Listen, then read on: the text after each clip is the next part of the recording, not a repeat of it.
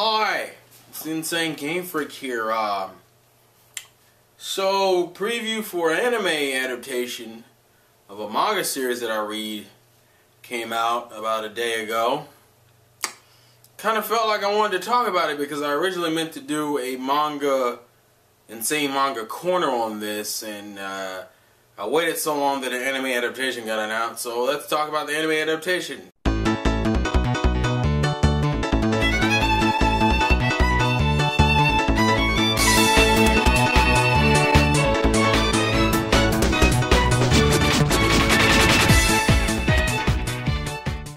So the anime in question, if you couldn't tell by the title of this video, Monster Musume, or the English translation, My Everyday Life with Monster Girls.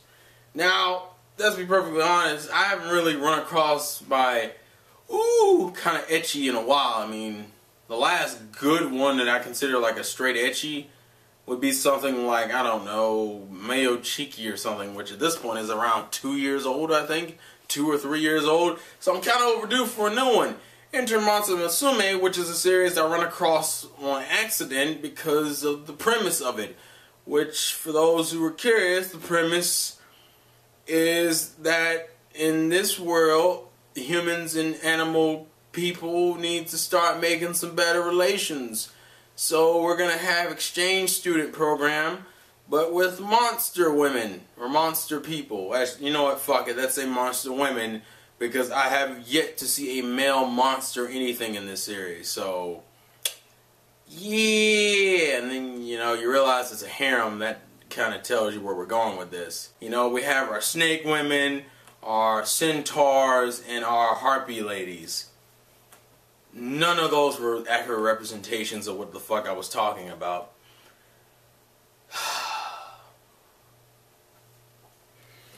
Too early in the week for this shit. So people will probably go, well, what do you like about Monster Musume since you seem to be relatively excited for the anime?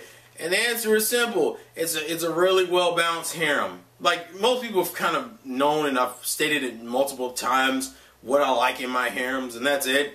I just like for every girl to get some type of representation, which kind of brings me to my first problem with the anime preview, because if anything, this is more just a discussion on the anime preview that was recently released for it, which shows off most of the girls in the series and gives you a good look at the animation and the music for it.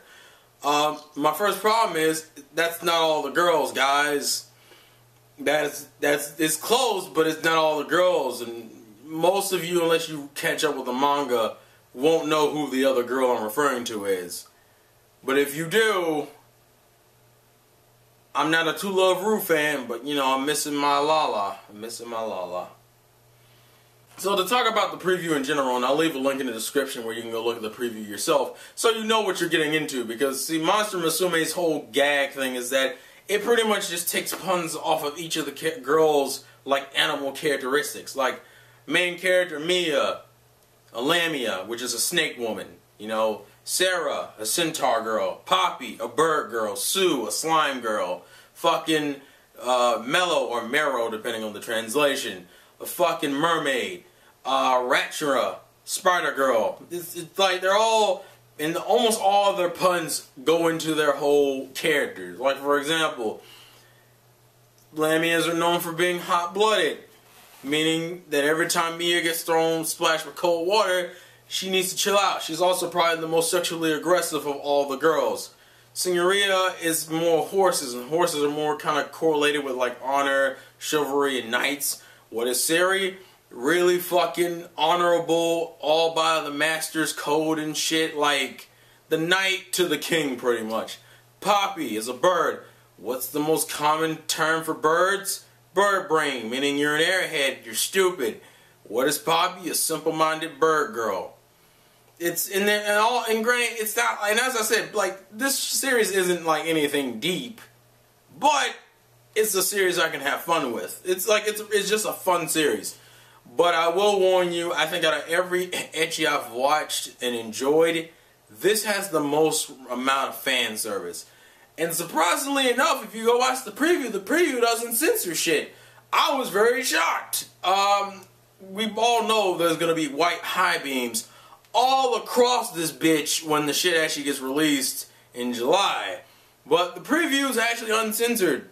Also has like nipple shots for characters who doesn't even have nipples in the manga. Yes, Sue, I'm referring to you. But to actually talk about the trailer and the characters and the animation and everything, first off, for him, this shit has really good animation. Which is weird because there's nothing going on in this series that really justifies it having that kind of animation. And granted, it's not like the animation's like, and I'm not saying that ecchis don't have good animation, because most of them do, primarily due to what ecchis are more geared towards, which is perversion and nakedness and jiggle physics. So obviously it would make sense why it has relatively decent animation. But like, this has consistently good animation. Almost every scene they showed was really good animation, and some of the scenes are ecchi scenes, and I was like, huh, that's interesting. Also, a lot of people were curious if this is going to be 2 seasons. I went back and read the manga. For those who also want to know, Musume is a monthly series, meaning that every chapter is about 30 to 40 something pages. So, needless to say, when they do adapt it into anime, I'm pretty sure each episode will take up the full 20 minutes. Because it's about 40 something chapters, 40 something pages that they gotta go through. But the reason why I'm pretty sure this will have a second season already is because Ratchura is already being shown. And for those who are curious, in the manga, Ratchura isn't actually formally introduced as like a main girl until like chapter 15. So it's probably gonna have at least 20 something episodes. This also unfortunately means that when Lala is introduced, she only will probably get like 3 or 4 episodes in the series at most. Granted, which gets into the other question, how closely is this going to follow the manga? Ecchis aren't known for following the mangas that well. People are going to throw up, hey, but High School DxD follows the canon. High School DxD is based on a light novel, people. Light novels for some reason have a better adaptation rate than fucking mangas do. And when it comes to ecchis and harems, the only series I can think of that's been consistently going is To Love Ru. And granted, I don't know how close to the manga that actually sticks to. But I will say this, out of the scenes, I actually went back and checked the mangas. I own the manga. For those who also don't know, the manga is actually in America. It's already been recently, well, not recently, well, kind of recently. The manga actually has been translated and you can buy it in the States. But I went back and read the manga for like the first few chapters, like the first 2 volumes full. And every scene that they showed for the main girls are all in the, is canon. Like this thing, the thing, almost all of them are actually from their introduction chapters. For example, Mia's whole wrapping around, what's his, I can't even think of the main character's name, which is a gag in itself. I think it's Kotaro. I might be wrong on that. The reason why I forget is because almost everybody calls him different. I think, what is it? Mia calls him darling. Poppy calls him, depending on the translation, boss or husband. Sarah calls him master. Meryl calls him sir. Sue never really calls his name, so I don't know. I don't remember anyway. Retro calls him honey, I think, too. Like, no one calls him by his actual name, so I kind of forget what it is. Anyways, wrapping, you know, Mia wrapping around him in the scene where you're in the bed. That's like I think that's like what, the first or second page of the first chapter. The scene with Sarah and Sue and fucking Poppy, those are all canon. So at least I know up until at least Sue, maybe Sue, around Sue, Sarah, their introductions will at least stay canon to the way they were introduced. They even show the second, because not every, they don't introduce a girl every chapter. Like, I think up until about Meryl or Sue, probably about Meryl, which is the mermaid girl, when she's introduced, it kind of chills out and you have to wait a while before we get like another girl. Retro doesn't come directly after Meryl in terms of like chapter shit. We get like a few breaks, and I'm curious to see what things they'll break up. Especially maybe the chapters dedicated to Miss Smith's teen, which ironically enough wasn't really shown in the anime. They show scenes that lead into her, like the next scene would show her, but they don't actually show Miss Smith in the anime preview. So I'm curious to see where that goes. The music is fine, and I think the only other complaint I've heard people say about this is the voices, which I can kind of see, but then again, it's fucking Japanese, and it's an ecchi. I'm pretty sure this will get licensed. I don't know where I'm at with that. I'm kind of hoping Funimation, because I don't really want to I don't want a sub-only release just for this. I wouldn't mind it. I'm just saying, you know, personally, I'd rather it be dubbed. And at least with, you know, Funimation, I'll get like a good dub and like a cool box art. Granted, this will probably be the most perverted ecchi I will ever buy, because this one has a lot of fucking fan service. If it sticks to the manga is known for heavy amounts of fan service. And that's what I'm gonna fucking say, because people are gonna look at me like, oh my god, you watch this shit? Yes, I do, and I enjoy the fuck out of it. I don't care. But this beats Sekirei in fan service. Like, it's fucking asinine. I would argue it's like almost Ikitosen like. It probably is about Ikitosen's level of fan service, where it's every fucking where. Granted, it's at least done in the form of gags half the time, but most scenes, especially depending on the girl, Sarah's main, I think it'll probably happen the most with like Sarah, Poppy, and Mia. Actually, the three girls you first meet. Mainly because Poppy's whole thing is getting naked. Sarah's whole thing actually is the fact that her breasts are the biggest of all the girls in the damn series.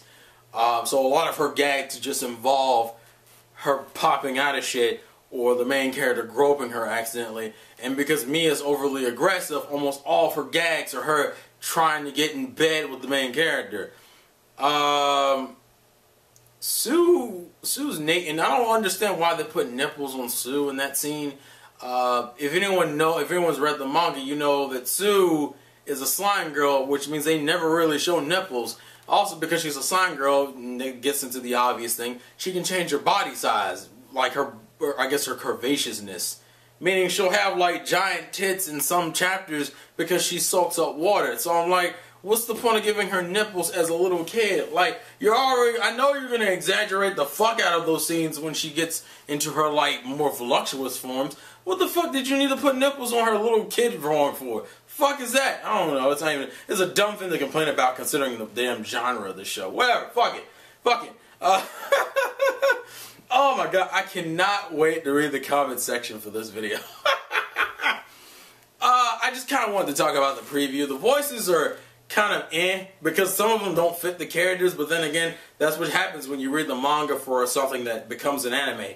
Meaning you already have a voice made up in your head because of what you've read, but that may not necessarily be the voice for the character in the anime. So some of us manga readers are having some whiplash with the voice choices, and none of them are terrible. Some of them just feel like they don't fit as well as they probably should, but whatever.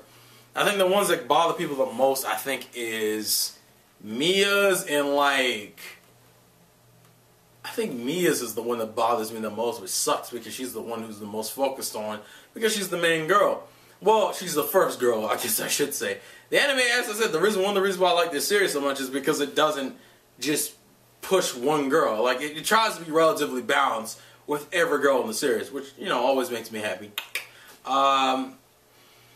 But based on what I've seen, I'm looking forward to it. The animation looks pretty good. The songs are okay. The voices are fine. I mean, it's just in Japanese anyway. You could just mute the bitch and watch it in subtitles. It's not that big of a deal, guys. And if it gets a dub, which I'm banking it might, if Funimation grabs it, then, which only sucks because that means I have to watch it on Funimation's site. And to be perfectly honest, I'm very Crunchyroll biased. As if you couldn't tell. But yeah, those are my general thoughts on the preview. The shit looks pretty cool to me. I'm excited for it. Not the way people are thinking, but I am excited for it. I think I'm like one of the only guys who watch ecchi anime and don't masturbate to it. I just don't do it. I mean, the fan service is there and I notice it. I just don't. It's like, man, I need to pull out some lotion because I'm actually trying to watch the damn episode. I'm not trying to fucking pause every 5 seconds and be like, where's my lotion? Here it is. Shout out to Lubriderm. Fucking, where's my napkins that I don't use? You know, we're not even going to get that far into the conversation, but still, I don't know. It's me. Anyways, thank you guys for watching. Please like, comment, and favorite, and subscribe, and all that other fun shit. Patreon down there, Facebook, Twitter, all the shit is down there.